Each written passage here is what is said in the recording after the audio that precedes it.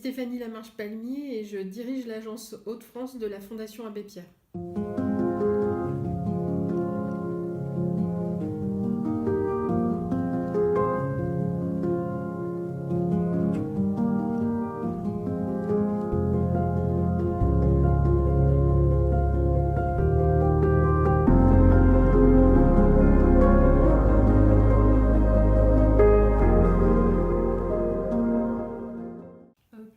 Donc brièvement, qu'est-ce que la Fondation Abbé Pierre ?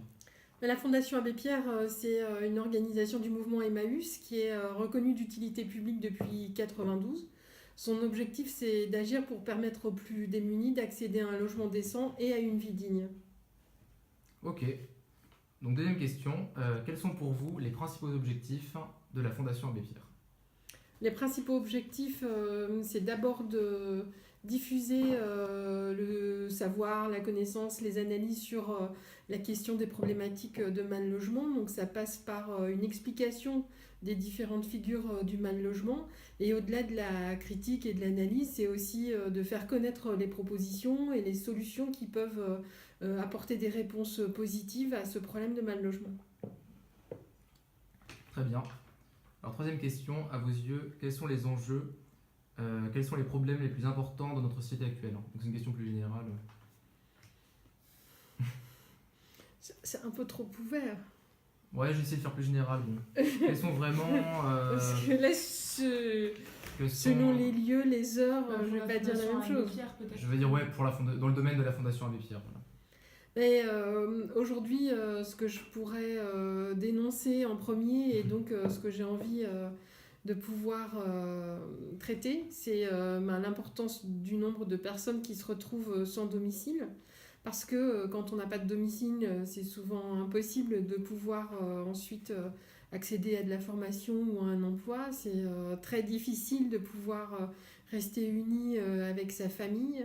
Et puis c'est surtout indigne au XXIe siècle qu'il y ait des gens qui n'aient pas de logement. Donc voilà, le plus grand fléau d'abord, ce serait c'est toutes ces personnes qui aujourd'hui sont contraintes de vivre sans logement. Ok. Donc quatrième question, pensez-vous qu'aujourd'hui la Fondation Abbé Pierre, et donc plus généralement en fait toute la mouvance bénévole associative, puisse apporter des réponses concrètes à ces problèmes ? Oui, je suis convaincue que les bénévoles et le secteur associatif peut être source de propositions. Je suis convaincue parce que je l'ai déjà testé. On a plusieurs associations qui nous ont sollicité pour qu'on les accompagne dans la fabrication de nouvelles solutions. Il y a une vingtaine d'années, c'était par exemple de mettre en place des pensions de famille, donc des résidences qui offrent un logement durable et aussi la présence bienveillante d'un hôte pour permettre à des personnes fragiles de trouver un logement. Ça fonctionne tellement bien que c'est devenu un dispositif national et qu'aujourd'hui, on encourage encore la production de logements de ce type-là. Je suis convaincue aussi parce que, par exemple, il y a quelques années, il y a une association de Béthune qui est venue nous proposer de tester des moyens pour pouvoir permettre à des personnes SDF qu'elle accueillait d'accéder directement au logement. Ça fait 3 ans que ça fonctionne et les résultats sont très positifs. Ok. Donc cinquième question, quelles sont vos méthodes de travail et comment vous organisez-vous dans l'association au quotidien ? Alors, nos méthodes, elles sont parfois empiriques et parfois plus réfléchies. La première chose qui m'importe de dire, c'est que à partir du moment où on fonctionne avec la société civile, et notamment parce que la Fondation Abbé Pierre peut exister grâce au soutien de ses donateurs, ça me paraît important d'organiser des instances qui réunissent autour des projets à la fois des salariés et aussi des bénévoles qui représentent la société civile. Ça veut dire qu'on va chercher à développer des méthodes participatives, on va essayer de multiplier les occasions d'échanger. C'est parfois lourd, mais j'essaie vraiment de pouvoir diffuser les comptes rendus de réunion pour qu'on puisse partager l'information et je reste convaincue qu'à plusieurs, on peut aller plus loin. D'accord. Et donc dernière question, comment rejoindre et aider la Fondation Abbé Pierre et plus largement, pensez-vous qu'il est facile aujourd'hui, donc pour un jeune ou même pour n'importe quelle personne, de se lancer dans la vie associative ? Alors, je pense que pour rejoindre la vie associative, ce qui est important, c'est de repérer la zone ou l'action dans laquelle on a envie d'exister. Ça peut être de devenir éducateur après avoir soi-même participé à une équipe sportive, par exemple. Ça peut être d'accompagner des sorties.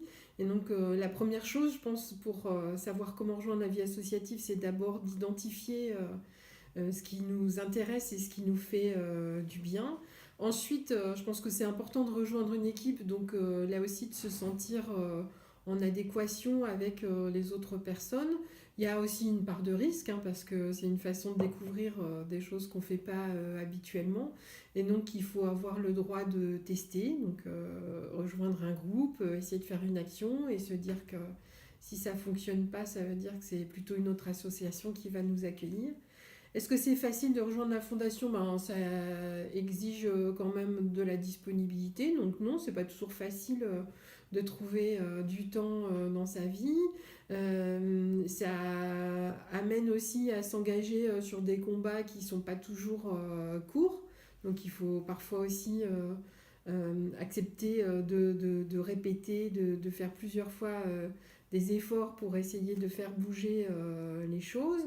Mais au-delà de ça, c'est un groupe convivial. Il y a une vingtaine de personnes aujourd'hui, de 19 ans à 80 ans, qui participent aux activités de la Fondation. Certaines sont là depuis le début de l'agence, c'est-à-dire il y a plus de 10 ans maintenant. Et je pense que c'est le signe qu'il y a moyen de trouver un épanouissement dans les activités bénévoles à la Fondation Abbé Pierre.